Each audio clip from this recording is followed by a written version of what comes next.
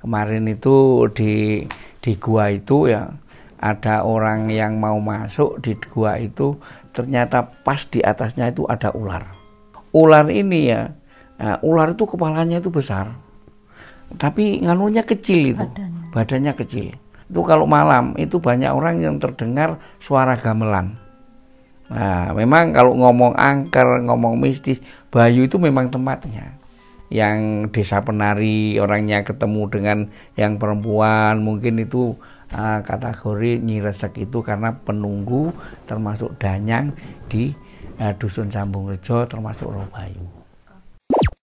Ada antara ada dan tidak. Omnis Satanica Potestas Omnis. Selamat malam Bapak. Selamat malam. Selamat malam Ibu. Selamat malam. Bapak, terima kasih untuk waktunya. Kita di sini mau ngobrol terkait dengan Desa Bayu. Nah, mungkin bisa dimulai dengan sejarah dari Kota Banyuwangi. Bisa diceritakan Bapak gimana sejarah Banyuwangi itu sendiri? Jadi sejarah dari Banyuwangi yang pertama itu diawali dari Perang Puputan Bayu. Jadi Perang Puputan Bayu itu mulai tahun 1771 yang dikenal dengan Perang Puputan Bayu, yaitu masyarakat Bayu dipimpin oleh Rempek Jakapati melawan Belanda. Sehingga pada waktu itu belum ada Banyuwangi, itu masih namanya itu Blambangan. Jadi masyarakat Blambangan itu jumlah penduduknya itu 65.000 jiwa. Setelah Perang Puputan Bayu, penduduknya itu tinggal 5.000 jiwa. Sehingga makanya disebut dengan Perang Puputan itu karena masyarakat Bayu ini sedang habis-habisan. Jadi Belandanya juga habis, masyarakat Bayu juga habis, hanya tinggal 5.000 jiwa. Itu asal muasal daripada sejarah dari Banyuwangi. Makanya Banyuwangi itu sejarahnya berawal dari Desa Bayu. Dan Desa Bayu ini merupakan cikal bakal daripada Kabupaten Banyuwangi. Tadi Bapak sudah menjelaskan tentang sejarah awal mula Kota Banyuwangi yang dimulai dari desa ini dengan adanya perang habis-habisan atau dikenal dengan Perang Puputan Bayu. Nah, kami juga mendapatkan informasi bahwa orang tua dari Bapak dan Ibu dulu ikut dalam masa peperangan ini dan menjadi saksi sejarah langsung. Apakah Bapak atau Ibu itu pernah mendapatkan cerita dari beliau? Iya. Waktu itu tahun berapa? 1945 itu Ibu sudah besar itu. Iya, sudah besar. Sekarang Ibu itu umurnya sudah 107. Dan Ibu di sini mulai awal ya, babat alas ini itu Ibu sudah ikut di sini, nempat di sini. Waktu dulu itu makannya ya kayak itu ketela pohon ya, ganyong itu. Dan Ibu itu di sini nanam itu untuk memberi makan ke pejuang gerilya yang dari hutan. Iya, itu. Di sini juga banyak petilasan. Ya kayak sumur-sumur itu waktu dulu dibuat untuk sembunyi itu melawan Belanda. Itu masih ada. Yang sekarang tempatnya ada di Rowo Glagah. Itu masih ada sekarang. Bisa dicek itu. Dan waktu itu memang susah, Mbak. Ya, bajunya aja kata Ibu itu pakai baju jerami itu. Karung, pakai karung. Baju karung itu. Sekarang masih ada, Ibu. Iya, sudah tua. Pakai teken itu kalau jalan. Udah bongkok itu. Baik, tadi Ibu juga sempat menyebutkan ya, ada beberapa peninggalan sejarah di Desa Bayu, seperti sumur contohnya. Selain itu, apakah ada peninggalan sejarah lainnya?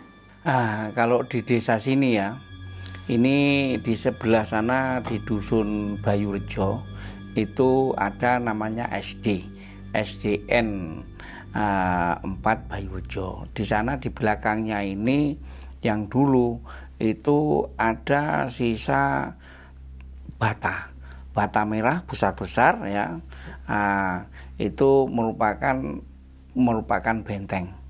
Dan sekarang itu ya dulu itu ndak tahu ya orang ini untuk apa ya dihancurkan ya, ada banyak yang dibuang. Itu termasuk sisa-sisa zaman Belanda. Kemudian di situ ada juga di sebelahnya pendarungan itu ada jembatan. Jembatan itu dibikin oleh orang Belanda. Kemarin kita survei ke sana. Di situ jembatan itu kalau di sini dinamakan buk Belanda kan gitu. Itu dibikin itu batu sama pasir, dan pelengkapnya ini bukan semen tapi masih gamping sama putih telur. Jadi untuk melekatkan bangunan itu gamping dengan putih telur. Ini kemarin saya cek di sana juga ada. Ini diperkirakan ini bangunan sekitar tahun 30-an. Oke, Pak, Bu, kalau di zaman dulu ya pada masa peperangan, tentunya kan teknologi tidak semaju sekarang. Begitu pula dengan senjatanya. Dan pada cerita zaman dulu tuh banyak yang mengaitkan peperangan dengan bantuan hal-hal gaib. Nah, apakah orang tua Bapak atau orang tua Ibu juga memiliki cerita yang serupa? Sebetulnya kalau di sini nih ya, pada waktu perang Puputan Bayu itu ya, ini di sebelah Rowo Bayu itu ada yang namanya Gumuk Tobo. Gumuk Tobo itu dulunya itu ada sekitar 3-5 hektar. Itu ditanami pohon tubo. Pohon tubo itu yang sekarang itu biasa untuk apa? Untuk orang cari ikan. Nah, jadi pada tahun 1650-50-an itu tanaman tubo itu sekitar 3-5 hektar. Sehingga di situ ya diambil akarnya. Akarnya itu diambil, terus digetes lembut, terus dijemur ya. Setelah kering, ya itu ditimbun. Setelah ada Belanda masuk ke sini, itu dibakar. Kalau sudah dibakar timbul apa uapnya itu. Apa itu namanya? Asap. Lah, asap itu mengalir dibawa oleh angin. Lah, ini dihisap oleh pasukan-pasukan Belanda sehingga pasukan Belanda itu mabuk semua, tidak sadarkan diri. Sehingga para pejuang dari orang-orang yang dari Indonesia, dari Belambangan itu tinggal numbai aja karena dia sudah tidak membawa senjata. Ini kebanyakan di sebelah Rowo itu dulu tuh banyak kuburan, banyak makam. Jadi di situ makanya ada termasuk makam massal. Di antaranya mbah saya namanya Mbah Run itu rumahnya ini di sekitar Puro, sekarang sekitar Puro. Itu pada tahun 1930 itu rumah mbah saya itu dibakar oleh Belanda. Karena mbah saya ini dianggap sebagai mata-mata karena mbah saya ini terlibat dari pasukan gerilya itu yang memberikan makan. Kalau malam itu diantarkan makanan termasuk singkong ya, pokoknya makan makanan pertanian di sini. Jadi untuk Bayu ini sebetulnya ini banyak andil dalam waktu untuk memerdekakan Indonesia. Karena masyarakat sini kebanyakan bertani, bercocok tanam, ya ini untuk persiapan para gerilyawan untuk ke hutan. Itu. Juga ada lagi tambahan itu untuk ranjau mengusir Belanda juga biar Belanda itu penjajah itu merasa tidak nyaman. Itu ada tanaman juga yang dinamakan kemado, Mbak. Itu berapa hektar itu luasnya kemado itu. kalau kena kulit itu gatel sakit. Masih ada sekarang. Itu di dekatnya sumur-sumur itu untuk persembunyian para pejuang dulu. Itu masih ada sekarang ratusan sumur. Itu yang sekarang ada tempatnya di Rowo Blaga. Masih ada, bisa dicek sebetulnya. Jadi benteng Perang Puputan Bayu itu kalau dari rumah saya ini kurang lebih sekitar 9,9 kilo dengan ketinggian 830 meter dari permukaan laut. Di sana itu bentengnya itu dengan luasan kurang lebih itu 30 hektar dan dikelilingi itu ada yang ini hutan kemado juga ya, ada termasuk itu sumur-sumur yang konon dulu dalam sejarahnya itu bentengnya pakai kayu. Sekarang kita lacak ke sana. Kemarin kita membawa tim ekspedisi 40 orang, kita melacak sejarah-sejarah yang ada itu, ternyata itu memang betul. Di sana itu ada gua itu 3. Kita indikasikan gua itu yang satu itu gua masuk, yang satu itu gua keluar, yang satu itu gua persembunyian. Bapak dan Ibu tadi menyebutkan ada banyak sumur sebagai benteng untuk sembunyi dari pasukan Belanda. Dan kami mendengar bahwa di bawah sumur itu tersembunyi barang-barang kuno. Boleh diceritakan nggak Pak, itu gimana ceritanya? Ini memang sumur itu dulu ya. Ini rupa-rupanya sumur itu tersembunyikan oleh barang gaib. Makanya kemarin pada waktu kita ekspedisi ke sana, kita juga minta bantuan, minta tolong kepada orang yang ngerti, orang yang tahu, sehingga dibukakan, sehingga kelihatan di situ banyak ratusan sumur ketemu antara sumur satu dengan sumur yang satu, rupa-rupanya itu ada tembusan. Itu. Lah inilah nanti kita perlu ya. Ini kita laporkan kemarin ke Dinas Pariwisata Banyuwangi, terus provinsi, juga ke Mojokerto. Karena ini belum ada balasan dari Mojokerto ya, dari yang punya alat untuk mendeteksi apa betul sumur ini merupakan sumur purbakala yang peninggalan pada tahun 1771. Sehingga kita nunggu dari tim dari Mojokerto, tim purbakala. Lalu apakah ada cerita orang yang berusaha mengambil barang-barang kuno tersebut?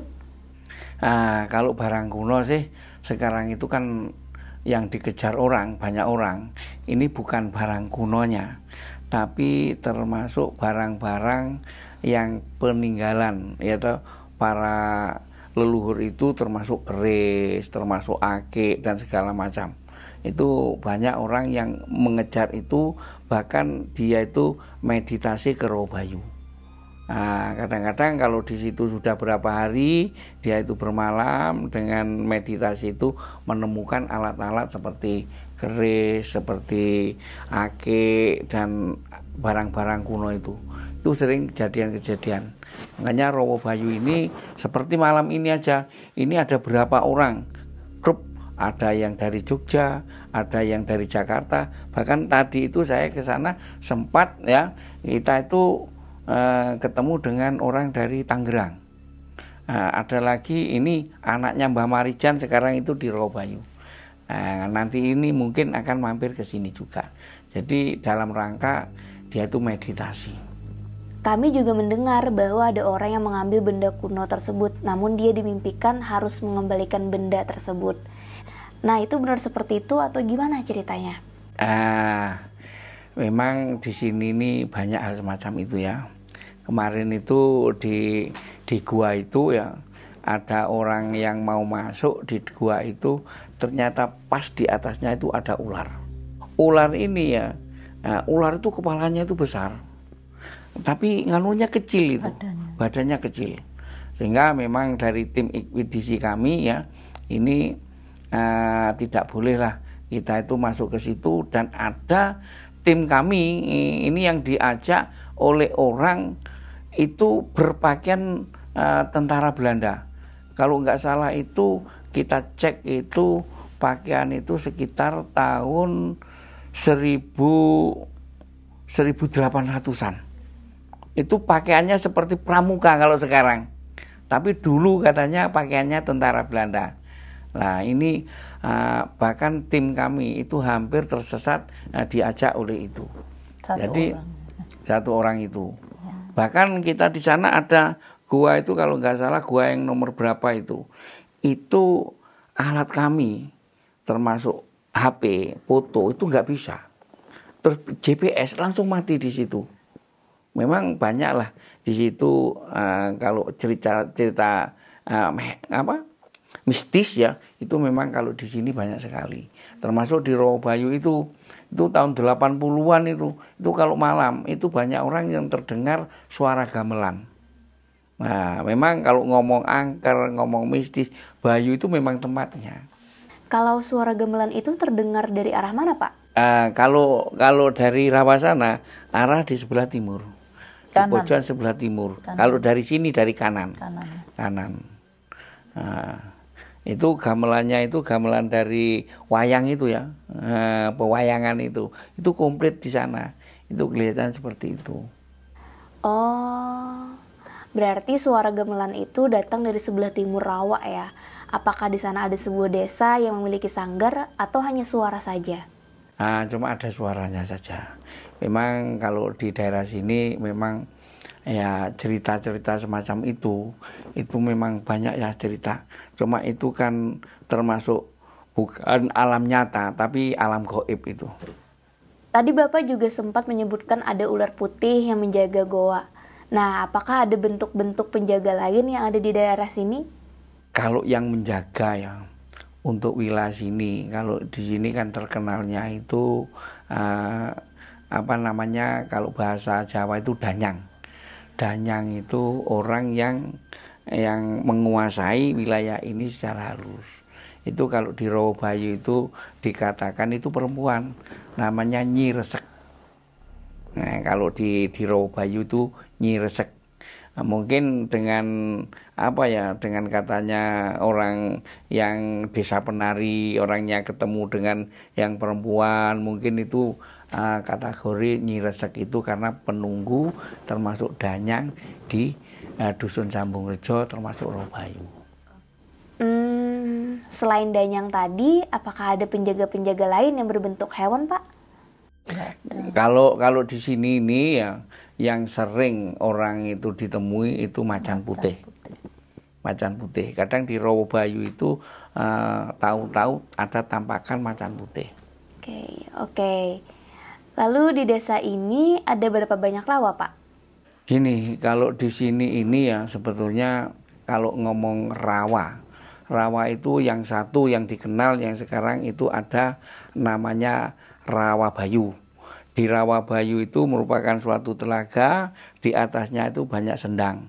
Ada yang namanya sendang Kaputren, ada yang namanya sendang Dwi Gangga, ada yang namanya sendang Semurup, ada yang namanya sendang itu Kamulyan, ada yang namanya sendang Panguripan.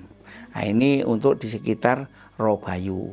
Di atasnya ada yang namanya Rawaglaga. Nah, Rawaglaga ini luasnya kurang lebih itu 30 hektar.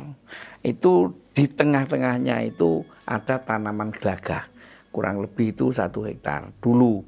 Nah sekarang ini semua itu sudah rata, banyak ditumbuhi oleh pakis-pakis itu, banyak ditumbuhi oleh pisang-pisang itu. Makanya di situ kalau dulu itu kelihatannya itu enggak ada airnya, tapi kalau diinjak itu mendut-mendut gitu. Nah, itu dulu. Lah sekarang ini ya air dari atas itu seperti sungai, itu besar. Mungkin ada foto-fotonya, tapi masuk ke situ itu enggak ada. Ini keluar dari mana enggak ada tembusannya. Tetap masuk ke dalam situ. Itu Rawaglaga yang tadi kita sebutkan itu merupakan benteng perang Puputan Bayu, dan di sekelilingnya itu tebing-tebing itu merupakan ada sumur-sumur, itu ratusan sumur yang mengelilingi itu. Baik. Bagi masyarakat Banyuwangi, khususnya Desa Bayu, Perang Puputan itu menjadi sejarah tersendiri yang nggak bisa dilupakan kan. Dan perang ini terjadi sebelum kemerdekaan, di mana zaman itu masih banyak kerajaan. Nah, apakah ada wali atau patih yang memimpin peperangan ini? Nah, kalau Perang Puputan Bayu itu dikenal itu dipimpin oleh patih namanya Rempek Jagapati. Nah, jadi Rempek Jagapati yang memimpin untuk Perang Puputan Bayu. Tapi kalau yang sebelumnya Perang Puputan Bayu itu ada namanya Prabu Tawangalun. Nah, itu Prabu Tawangalun itu dari Kerajaan Kedawung. Dari Kerajaan Kedawung, waktu itu di Kerajaan Kedawung itu rajanya itu Tawangalun, patihnya itu Wilobroto. Sehingga adiknya jadi patih itu tidak terima, ingin menjadi raja, ya, sehingga diminta terang-terangan oleh adiknya itu pada kakaknya Tawangalun, sehingga dikasihkan oleh Tawangalun kepada Wilobroto itu. Kemudian Tawangalun lelono ke Bayu, pergi ke Bayu. Kalau dulu bahasanya lelono ya, tapi kalau sekarang pergilah ke Bayu, berkelana. Lah, sampai ke Bujuk. Nah, tapi perginya Tawangalun itu diikuti oleh banyak masyarakat, sehingga namanya Wilobroto itu tidak terima. Kemudian Tawangalun dikejar sampai ke Bujuk, Bayu Lor. Di sana terjadilah pertarungan, sehingga di sana ya, yang rajanya Wilobroto itu meninggal, patihnya Patih Gringsing meninggal di sana. Sampai sekarang makamnya di Bujuk itu ada di sana. Kemudian yang Tawangalun itu pergi ke Rawabayu bertapa di sana, sehingga dari pertapaan Prabu Tawangalun ke sana mendapat wahyu, sehingga disuruh pergi ya ngalor ngetan sampai ke Macan Putih. Di sana dia babat hutan terus dijadikan kerajaan Macan Putih. Berarti peristirahatan terakhir dari para wali dan patih ini dikebumikan di desa ini juga ya, Pak? Iya, di daerah sini juga.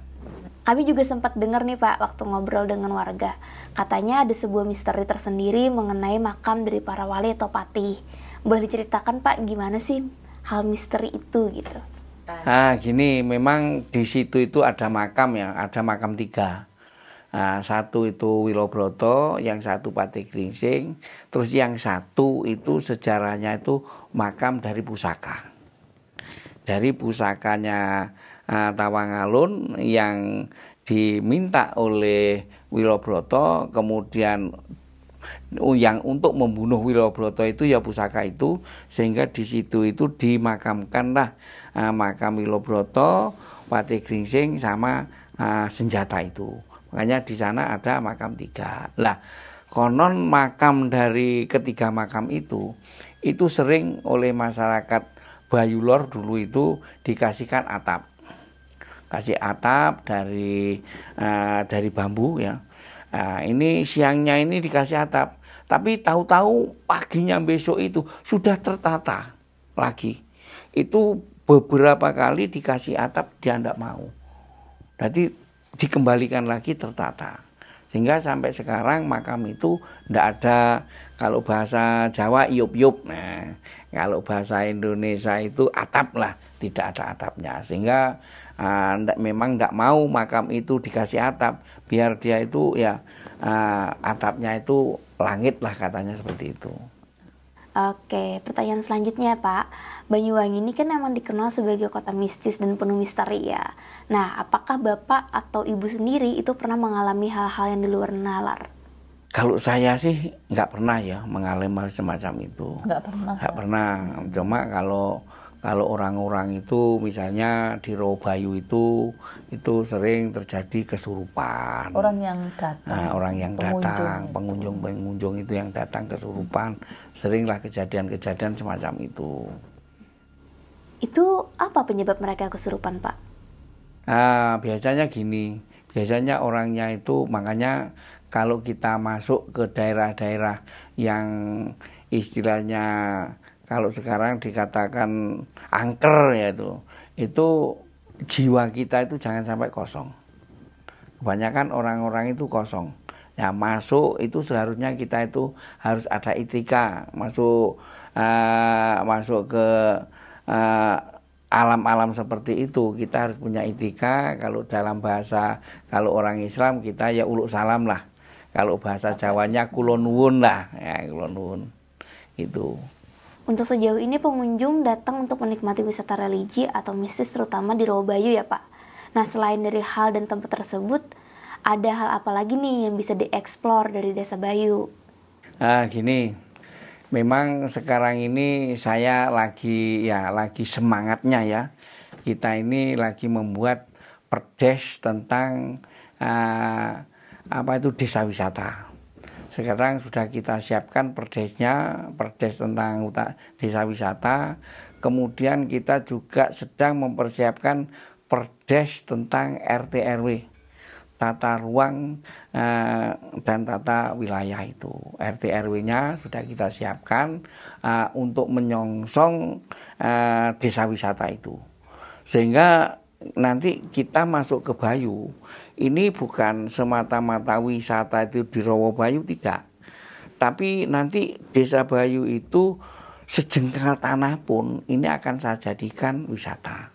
Suatu contoh ini yang sudah kita rintis yaitu wisata kampung susu. Nah, itu ada satu kampung di Tegarjo ini yang sudah kita bentuk kelompok-kelompok. Ada yang satu kelompok itu anggotanya 58 orang, ini sudah menghasilkan 3.500 liter susu per minggu. Sehingga itu nanti kita kemas bagaimana masyarakat di Dusun Tegarjo ini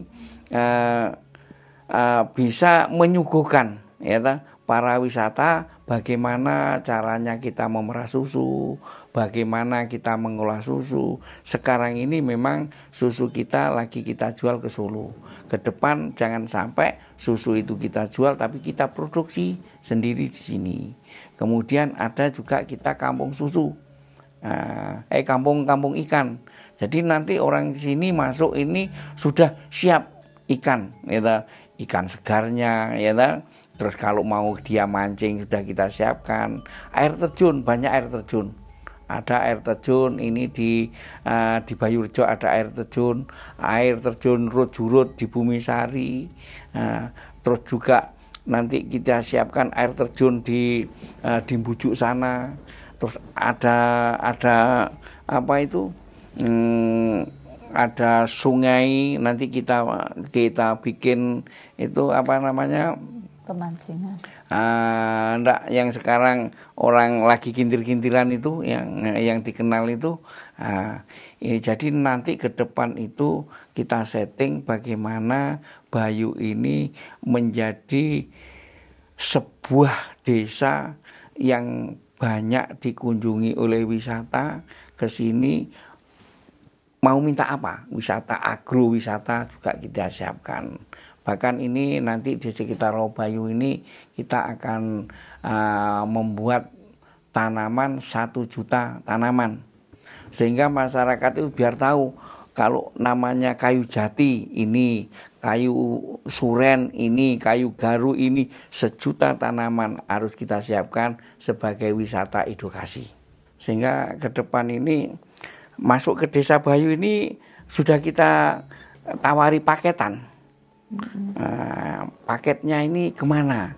Ke air terjun, ke rowo yang mana? Mau naik apa? Mau naik trail ada, mau naik apa itu kuda ada, mau naik jeep nanti kita siapkan. Sehingga bagaimana Desa Bayu itu akan memuaskan pengunjung.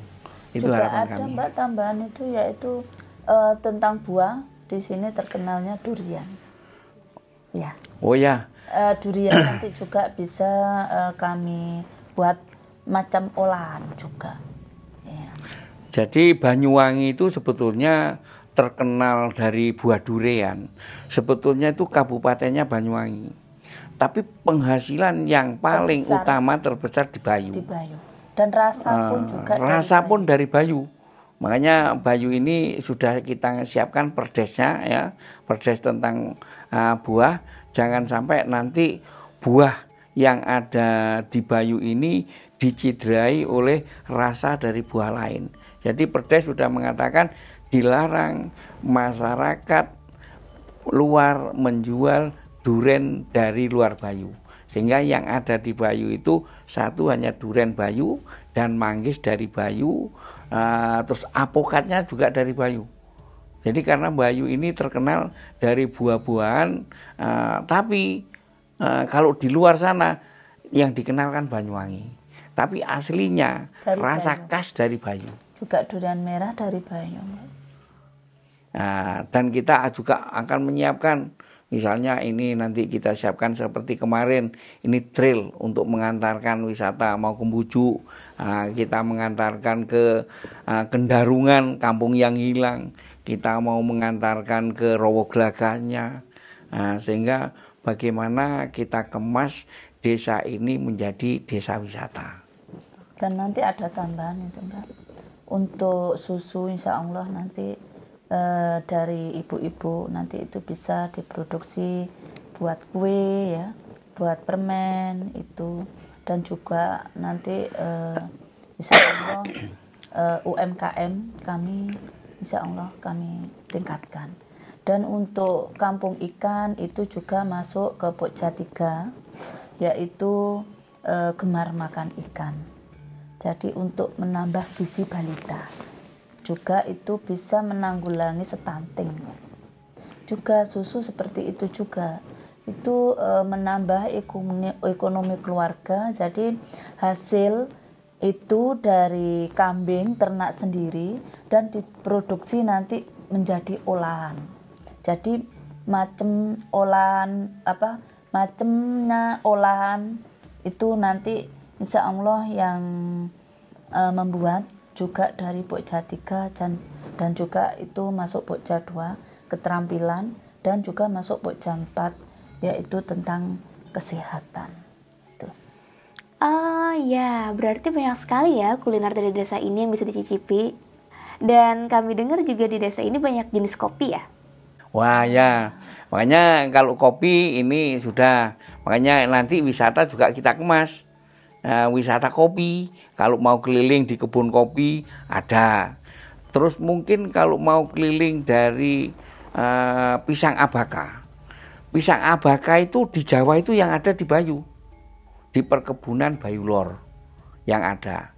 Lah, pisang abaka ini satu ini dibuat tambang, bahkan dibuat kain bagus, bahkan dibuat bahan untuk membuat uang itu dari serat abaka. Ya, satu-satunya tanaman pisang abaka di Pulau Jawa ini, bahkan di Indonesia mungkin hanya satu di Bayu. Ya, makanya kalau ngomong wisata nanti kita itu banyak ya. Kalau mau kita keliling di kebun pisang abaka, mau keliling di kebun kopi, mau keliling di kebun durian, mau keliling di kebun manggis, bahkan nanti bisa kalau musimnya durian mau petik durian sendiri, mau petik manggis sendiri, itu bisa. Mau petik kopi di situ ada. Nanti kita siapkan semuanya ini. Wah, ternyata beragam sekali ya kekayaan dan potensi dari Desa Bayu ini. Mulai dari wisata religi, mistis, berkebun, beternak, sampai kuliner, semuanya ada di sini. Nah, buat teman-teman di channel YouTube kami yang menonton video Bapak dan Ibu, mungkin kalau berminat datang ke Desa Bayu, kira-kira bisa menghubungi lewat mana nih Pak? Nanti kita bikinkan hubungan langsung dengan pemuda sini ya, yaitu oleh Pak Supono dan Vicky. Tapi nanti channelnya itu sudah dibikinkan, nanti Pak Supono sampai langsung hubungan dengan Pak Supono ya. Ini nomor-nomornya nanti Pak Supono. Jadi nanti biar, karena kalau saya sih mungkin karena banyak urusan yang harus saya lakukan, tapi di sini sudah kita bentuk ya toh. sebagai komunikasi dari orang-orang dari luar, dari ini diserahkan kepada pemuda. Nah, sekarang kan Desa Bayu sedang terkenal. Kira-kira apa nih harapan Bapak dan Ibu untuk kesejahteraan desa ini? Satu harapan saya, yang pertama, karena saya ini mulai saat ini berpikir saya gini. Jadi masyarakat Bayu ini banyak yang punya pendidikan mulai dari S1, ya, sarjana. Ini dia nggak ada di sini. Dia itu ada kerja di luar. Harapan kami bagaimana kita bisa menciptakan lapangan kerja yang ada di desa ini, sehingga utamanya warga Desa Bayu tidak usah keluar. Bahkan saya mengharapkan bagaimana orang luar itu mau datang ke Bayu, bekerja di Bayu untuk memberikan nafkah di Bayu, penghasilan di Bayu, bisa mensejahterakan keluarganya dari Bayu. Itu harapan kami, paling tidak ya pemuda-pemudi masyarakat yang ada di Bayu jangan sampai keluar cari pekerjaan, tapi bekerja di Bayu. Untuk itu saya berharap akan menciptakan banyak lapangan pekerjaan untuk kepentingan masyarakat dan lingkungan Desa Bayu. Pertanyaan terakhir, Pak. Untuk para tamu atau pengunjung yang akan datang ke desa ini, apakah Bapak memiliki pesan untuk mereka? Ya, gini. Jadi saya harapkan kepada para tamu, wisatawan yang mau berkunjung ke desa ini jangan khawatir. Terutama segala fasilitas mungkin ini juga nanti kalau mau bermalam ya akan kita siapkan. Kalau keamanan, kenyamanan saya siap menjamin, asalkan kalau mau datang ke sini mau menghubungi kami. Oke, Bapak, Ibu, terima kasih banyak atas waktunya yang sudah mau berbagi cerita tentang Desa Bayu.